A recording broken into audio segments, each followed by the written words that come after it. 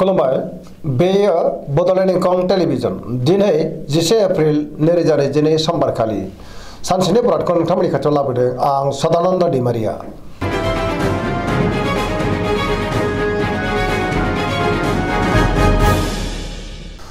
सिगां फरायनो लादों मेष राशि गिबि हांखो अ ल दिनैनि साना जोबोर मोजां गोजोन थासारि फैगोन जेरावबो गोजोनै थानो हागोन गोजोन आरो गाहाम थासारिखौ मोननो हागोन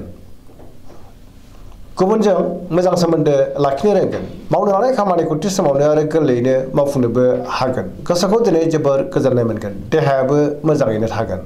बहानिफ्रायबा मोजां खौरां फैनोबो हागौ रांखावरियाव दिनै जोबोर मोजां गोबां धोन आरजिनोबो हागोन बेफार फालांगियाव दिनै जोबोर मोजां मुलाम्फा मोनगोन सोरबा लोगोनि थोजासे हेफाजाब मोनगोन नखराव दिनै बिसि फिसायनि गेजेराव अननानै फैगोन बिमा बिफानि अननाय आरो बोरखौबो मोननो हागोन बहाबा थांनांगौब्ला दिनै जोबोर मोजां आरो दिनै मोजाङैनो हान्थिनोबो हागोन गुबुननि गोसोखौ गोरलैयैनो बोनो हागोन गोसोनि बोलोआबो बांगोन समाजावबो दिनै गोबां मान मोननो हागोन लाइमोनफ्रा बहानिफ्रायबा मोजां खौरां मोननोबो हागौ गोसोआबो दिनै जोबोर रमान्टिक जागोन आरो गावबा गावनि गोसोनि साननायखौबो फोरमायलायनो हागोन फरायसाफ्रा फरायनायाव गोसो दुंखांगोन आरो मोजां फिथाइ मोनगोन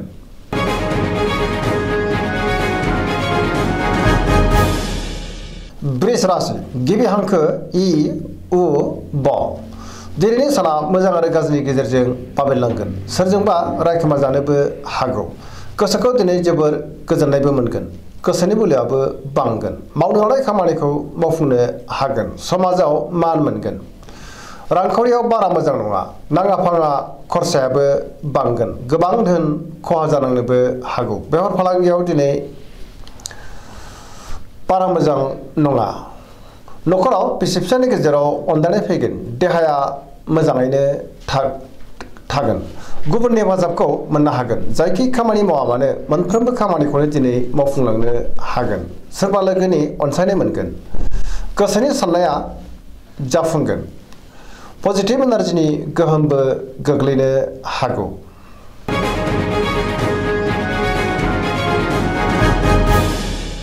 मिथुन राशि गिबि हांखो ख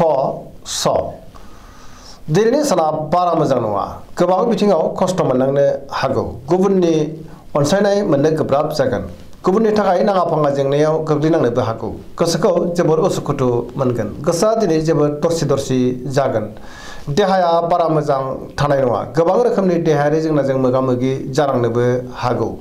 रांखावरियाव मोजां नाथाय अब्लाबो खरसायाबो बांगोन बेफार फालांगियाव मोजां होनजायो नखराव अनलायनाय फैगोन समाजावबो दिनै मान मोननो हागोन गोसोनि बोलोआ नाथाय अब्लाबो लोरबां जागोन मावनो लानाय खामानिखौ मावफुंनो हागोन सोरबा लोगोनि हेफाजाबखौबो मोननो हागोन गुबुनजों मोजां सोमोन्दो लाखिनोबो रोंगोन लाइमोनफोरनि गोसोआ दिनै जोबोर रमान्टिक जागोन गोसोनि साननायखौ फोरमायलायनो हागोन नाथाय अब्लाबो नेगेटिभ एनार्जिनि गोहोमबो गोग्लैनो हागौ सांग्रां जानांगोन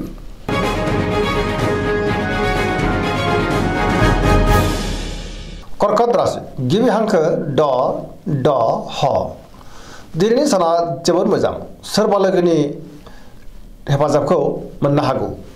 गोसोनि साननायफोरा जाफुंगोन गोसोआव पजिटिभ साननाय फैगोन मावनो लानाय खामानिखौ थि समावनो आरो गोरलैयैनो मावफुंनोबो हागोन रांखावरियाव दिनै जोबोर मोजां बेफार फालांगियावबो जोबोर मोजां मुलाम्फा मोनगोन नखरावबो अनलायनाय फैगोन देहायाबो दिनै मोजाङैनो थागोन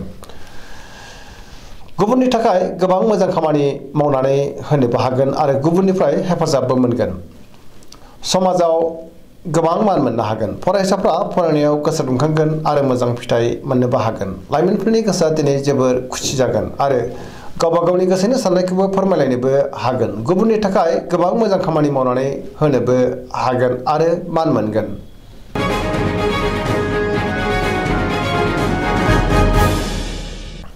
सिंह राशि गिबि हांखो म ट दिनैनि साना जोबोर मोजां गोजोनै थानो हागोन समाजाव गोबां मान मोनगोन बयजोंबो अनजागोन आरो अनसायजागोन गोसोआव गोग्गो आरो गोथों साननाय फैगोन मावनो लानाय खामानिखौ थि समावनो आरो गोरलैयैनो मावफुंनोबो हागोन सोरबा लोगोनिफ्राय थोजासे हेफाजाब मोनगोन बहाबा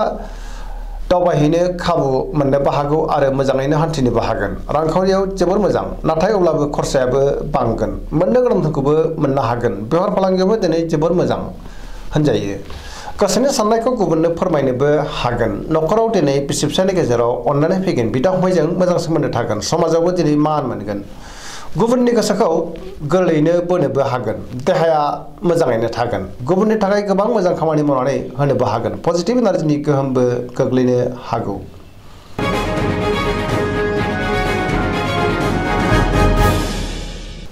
कन्या राशि गिबि हांखो प ट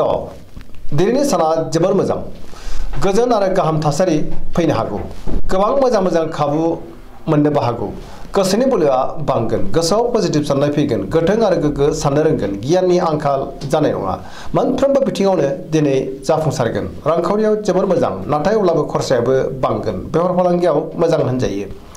देहायाबो दिनै मोजाङैनो थागोन अब्लाबो नाथाय जानाय लोंनायाव सांग्रां जानांगोन गोबां मुंदांखा सुबुंजों लोगो मोनज्लायनोबो हागौ न'खराव अननानै फैगोन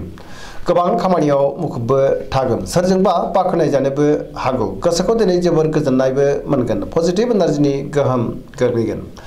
गुबुननि थाखाय गोबां मोजां खामानि मावनानै होनोबो हागोन आरो गुबुनजों अनसायजागोन लाइमोनफोरनि गोसोआ दिनै जोबोर रमान्टिक जागोन आरो गावबा गावनि गोसोनि साननायखौबो फोरमायलायनोबो हागोन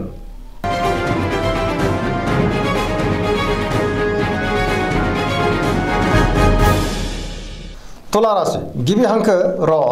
ट दिनैनि साना मोजां आरो गाज्रिनि गेजेरजों बाबेरलांगोन गोसोनि साननाया देबोरनांगोन गोसोनि साननायखौ दिनै गुबुननो फोरमायनो गोब्राब जागोन मावनो लानाय खामानिखौ मावफुंनो हागोन देहाया मोजाङै थागोन अब्लाबो नाथाय जानाय लोंनायाव सांग्रां जानांगोन रांखावरियाव बारा मोजां नङा मोननो गोनांखौ मोननो दिनै गोब्राब जागोन बेफार फालांगियाव गोबां खहा जानांनोबो हागौ न'खराव दिनै बिसि फिसायनि गेजेराव एना एनि फैनोबो हागौ समाजाव नाथाय मान मोनगोन गुबुननि गोसोखौ बोनो गोब्राब जागोन लोगोफोरनि हेफाजाबखौ नाथाय मोनगोन गोदान थांखि लानो हानाय नङा सेंग्रा सिख्लाफोरनि गोसोआ दिनै जोबोर रमान्टिक जागोन गोसोआव नाथाय नेगेटिभ साननायबो फैनो हागौ नेगेटिभ एनार्जिनि गोहोमबो गोग्लैनो हागौ सांग्रां जानांगोन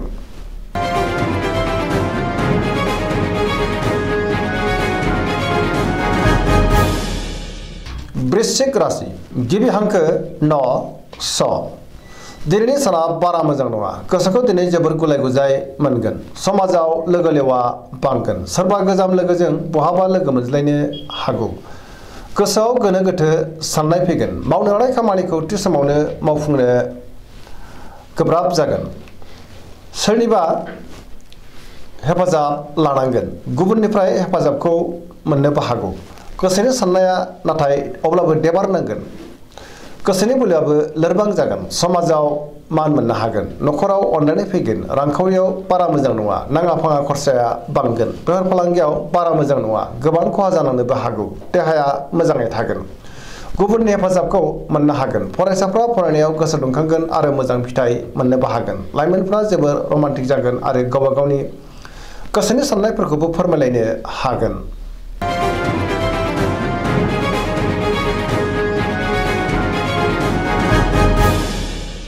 धनु राशि गिबि हांखो ढ फ भ दिनैनि साना मोजां आरो गाज्रिनि गेजेरजों बाबेरलांगोन गोसोआव गोनो गोथो साननाय फैगोन मावनो लानाय खामानिखौ थि समावनो मावफुंनो गोब्राब जागोन हानाय नङा माबा नङा माबा मोनसे हेंथा नुजानो हागौ गोसोनि साननायफ्रा दिनै देबारनांगोन रांखावरियाव मोजां नाथाय अब्लाबो खरसायाबो बांगोन मोननो गोनांखौ मोननो हागोन बेफार फालांगियाव मोजां होनजायो समाजाव दिनै मान मोननो हागोन देहाया मोजाङैनो थागोन न'खराव बिसि फिसायनि गेजेराव अननानै फैगोन बिदा फंबायनि हेफाजाबखौ मोननो हागोन बिमा बिफानिफ्राय बोर मोनगोन बहानिफ्रायबा मोजां खौरां फैनोबो हागौ लाइमोनफोरनि गोसोआ दिनै जोबोर रमान्टिक जागोन आरो गोसोनि साननायखौ फोरमायलायनोबो हागोन पजिटिभ एनार्जिनि गोहोमबो गोग्लैगोन फरायसाफ्रा फरायनायाव गोसो दुंखांगोन आरो मोजां फिथाइ मोनगोन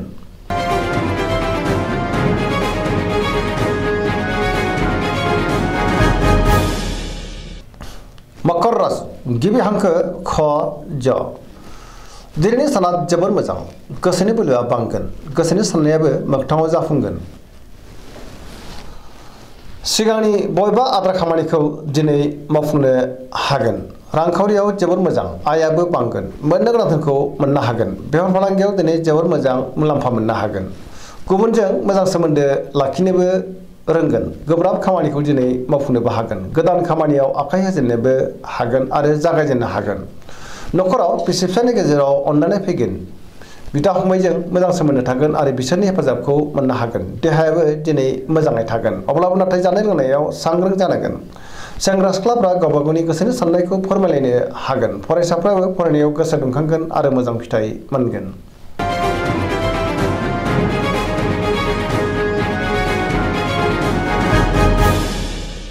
कुम्भ राशि गिबि हांखो ग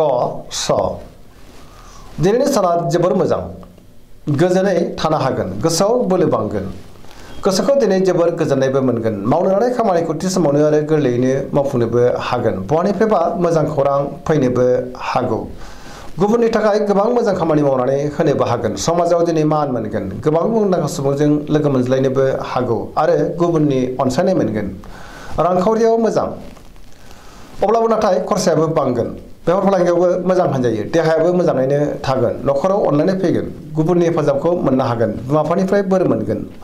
बहाबा दावबायहैनो खाबु मोननोबो हागौ आरो मोजाङैनो हान्थिनोबो हागोन पजिटिभ एनार्जिनि गोहोमबो गोग्लैगोन